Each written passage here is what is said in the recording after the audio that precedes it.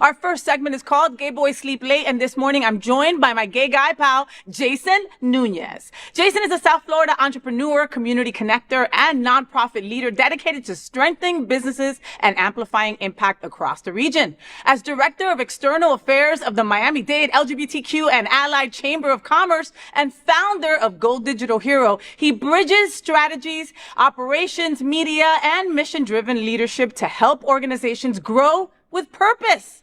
Welcome to my show, Jason Nuñez. Hey. Hey. I'm in bed with you. You are. Oh my God. This is so different than when you were in bed with me at my house. Sure. I'm just saying. So, Stitch, right? That's him. Yes. The blue guy. Yep. Why him? Because he takes up my bed. I don't have anybody in bed with. Yet. Maybe after this interview, you're going to have too many people in bed and Stitch will be out of here. No, I'm joking. I'm joking. Gotta make room. Oye, mi amor, so welcome to my bed.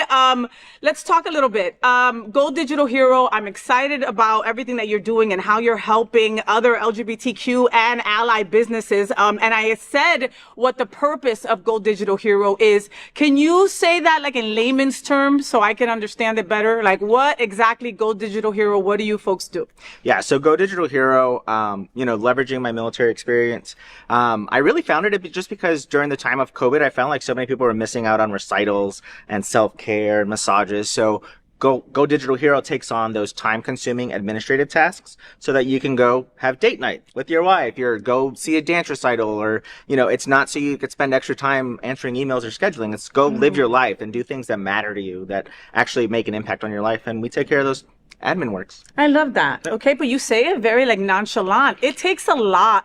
Listen, everybody I know has a side gig, right? Mm-hmm. We're in a world where I paid like $5 for eggs the other day, and I was like, what the hell? What's going on with these chickens? But anyway, my point is that we're using our money, like to just feed ourselves and get our bills paid, and everybody's got their side hustle. Mm-hmm. But having that side hustle means you have to promote, means you have to be like an expert in social media, means that you have to reply to folks that are trying to find out what you do, and for a lot of us, one, that's overwhelming, and two, we don't even know where to begin, and so Gold Digital Hero takes that off your hands, basically. Yeah. Like what we do is we're not launching nukes and we're not doing brain surgery. It is literally just time-consuming work. Electricians love to do electrical stuff and get shocked, and we just love to clean out inboxes and file name files and upload credit receipts into credit reports, and it's just like anything that takes time away from you doing the things that matter to you. You want to take care of. Yeah. I love that. All right. So look up Gold Digital Hero for that.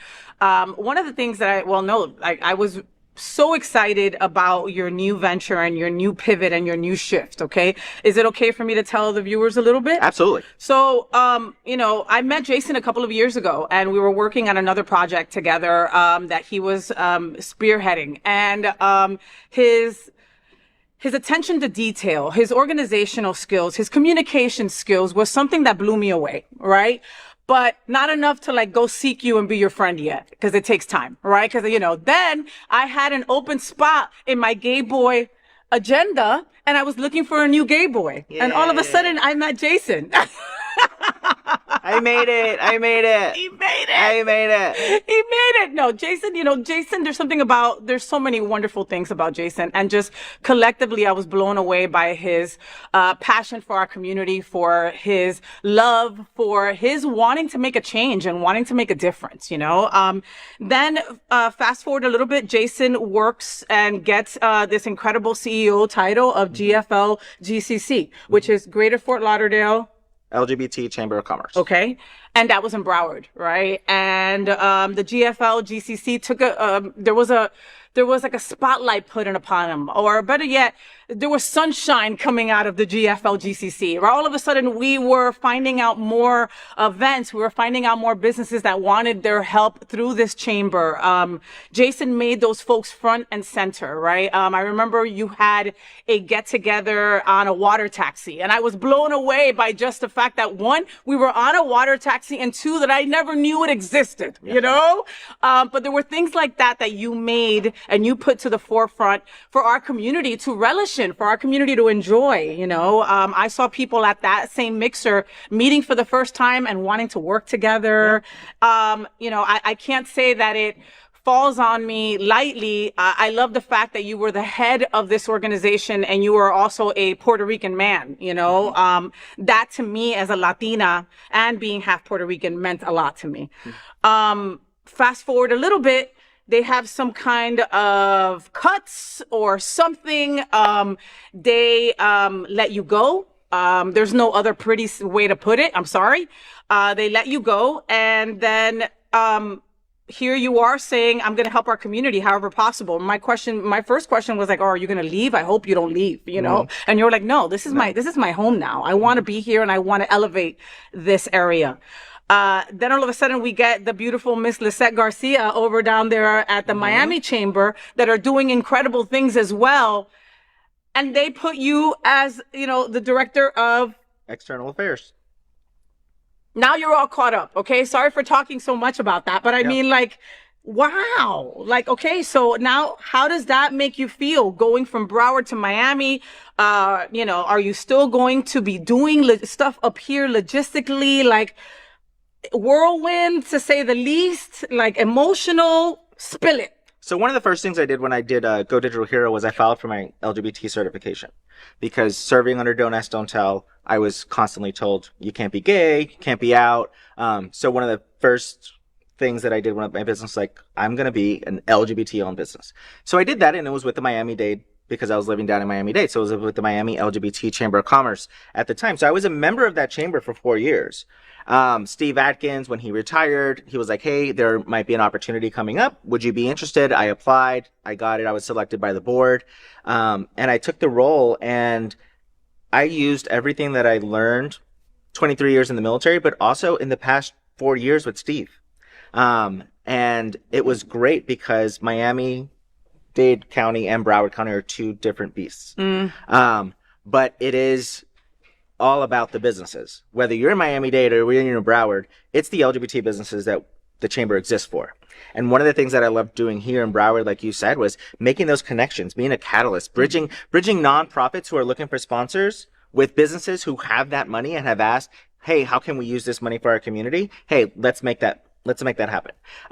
Events. One of the first things I did to make our community more inclusive in our events was I changed the word mixers to events, because mixers is very alcohol heavy. We have a lot of sober people in our community. We have a lot of recovering people in our community. And a lot of what I heard was they felt alienated, or they felt like they were going to be triggered at some of these business networking events, which are for them too as members. So I changed that. And it's the little things of making people feel seen, yes, and be valued. And anything that I did, everything that I did was super intentional last year in making sure that businesses met other businesses met corporate sponsors met nonprofits. And what I have found now after the transition is how many people I impacted that I didn't even know about. So then it makes my year in Broward that much more meaningful. Yeah, you don't regret any of that. I don't regret any of it. You went into a space like as a brown Latino. I mean, again, like it's hard to explain to you if you're not Latino for me to say that. You know what I mean? You know, in this world, when there's a brown person taking over for, a Caucasian person, 9 times out of 10, you are under that microscope like nobody's business, and you were. And that even made you excel. It made you even do more, I know countless folks that are sad that you are no longer in the Broward chapter because they signed on or wanted to extend their time because of you being there, because of you being there, and I know that there's no ill will, and I know that you don't wish them anything because you want them to succeed. I mean, it's sad how things worked out. Yeah, but I've always said, even while I was at the chamber here in Broward, it's not about me.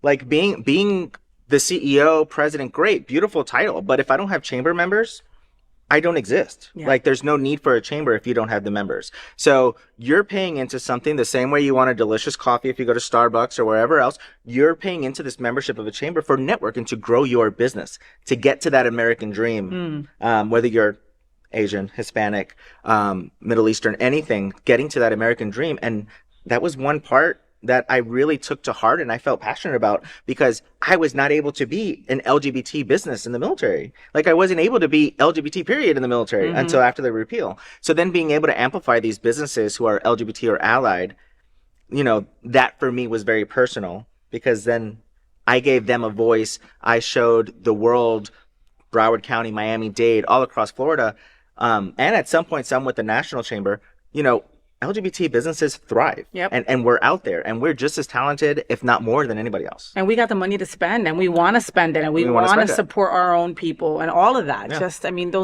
Those bridging those relationships, you did so well. And now you'll be doing it so well for the Miami Chamber as well. You just had a mixer, and I heard it. Sorry, I didn't mean to call it a mixer. Well, Miami. You just had an event. Yes. Okay. But listen, I get that, because like when people say happy hour, like as someone who's sober, right, that automatically eliminates me, right? And it's taken me various steps and a lot of help to understand that it's not eliminating. You can still go and have your water and it doesn't matter. But the verbiage, right, still makes some people, like you said, it could trigger someone. It could trigger somebody. So we did have our first networking event in Miami. It was at a furniture shop. We had our liquor donated by Himibri Gin. We had unfiltered hospitality, creating the environment. And it was literally like a homecoming for me, because a lot of the people that were there when I joined the chamber 5 years ago. That. So I literally felt like the full circle. I literally felt like the prodigal son coming home. Everybody was like, "Oh my gosh, we're so glad to have you back. We saw the message. Thank you for coming back." And I was like, "Here to serve. Let's get on the calendar, and I want this, and this." And I was like, "Oh, give me a week." No, but, of course. Because, one of the we have many beautiful things here in South Florida, but we have so many events. We have so many LGBTQ plus folks, right? It's just a matter of getting that info to you so you can go, and the Miami Chamber, they have their own women's group that's also incredible as well. I mean, they do a lot. You were going to be one busy dude. Yeah. I mean, and what's really cool is that I get to bring in the resources from Broward, because yes, many gays need a passport to go to Miami-Dade. They barely get to Hollywood. Imagine going all the way down to Miami. But, we have the Brightline, we have Tri-Rail. There's ways, carpooling, grouping together. But there's a lot of interest and opportunity in Miami for a lot of these Broward businesses that I met. A lot of these LGBT businesses that are here in Broward County are getting to a point where they've maxed out Broward County. And now I'm inviting them and be like, hey, there's an opportunity in Miami-Dade for you too. I'm not saying to move yourself or move your business, but there's an opportunity. Let me get you this one contract. Let me show you this one RFP, from the city of Miami-Dade. They're looking for a print shop, a host, whatever. One of the emails that I got was about FIFA. They're looking for someone who makes ketchup packets. Like, who would have thought? Again, I have somebody in Broward. Of course you know I have someone somebody in Broward, because I thought it was the weirdest thing. I thought it was so odd to see that their businesses was making condiment packets. And I'm like, not so weird though, right? Cool, but not so weird. Right? FIFA's coming. Perfect RFP. Make that merger. So this business ended up joining the Miami-Dade Chamber. That was part of the Broward Chamber, the Fort Lauderdale Chamber. So now it's a win-win, and they get FIFA. So again, it's a win-win. It's amazing. Yeah. I mean, wow, that is, you just you put that into a fine tune right there. The reality is that there's budget cuts everywhere. People are feeling the strain, and folks have to go to other wells to find their water. All right. And this is basically what you're doing, is you're helping these Broward people go. I mean, Miami's full of something. I won't say what it's full of, but it's got a lot of money. It's got a lot of money. So why not help our LGBTQ plus organizations with that money, right? And so Jason is going to make sure of that over at the chamber down in Miami-Dade. So make sure that if you are a business down there in Miami-Dade, make sure that you look him up and sign up, okay? So you can get all the wonderfulness that comes along with being a business as part of the chamber. Absolutely. Community, the networking, the resources. It's very easy to say, if you're a small business, be like, I'm looking for plants to be delivered weekly. Ketchup packets for FIFA. And I'd be like, well, let me find you an LGBT friendly florist. Let me find you an LGBT friendly ketchup packet maker. There's different. The chamber is more than just networking. It's a community, it's skill building. And nowadays, it's a safe space. Mm-hmm. It's a safe space where you could actually speak CEO to CEO, business owner to business owner, and talk about those struggles that we're all experiencing now as business owners in today's political climate. But also, it's a great opportunity to share and grow. So much. I will put something in your ear for the future. If you could ever make that happen, that would be great. You know, there are trans workshops. You know, and they do them up here, they do them in Miami, where they're able to just school people, right, on the trans experience and what it feels like and what it means to employ someone or be that one, you know, or the resources, et cetera, blah, blah, blah. You know, bring that message down there to Miami too, because they need to see that for sure. Absolutely. You know, and I mean, and I know that's part of your wheelhouse already, you know, so, but wonderful opportunities that are arising that will be spearheaded by this incredible man right here. So make sure you follow him on all social media and see what else is going on down there at the Miami Chamber. You're still living in Wilton. He's got the best of both worlds. So don't worry. All right. All right. I'm going to keep you here for the FayWhat show so we can talk about stuff. Is that cool? Cool. All right. Let's get started here.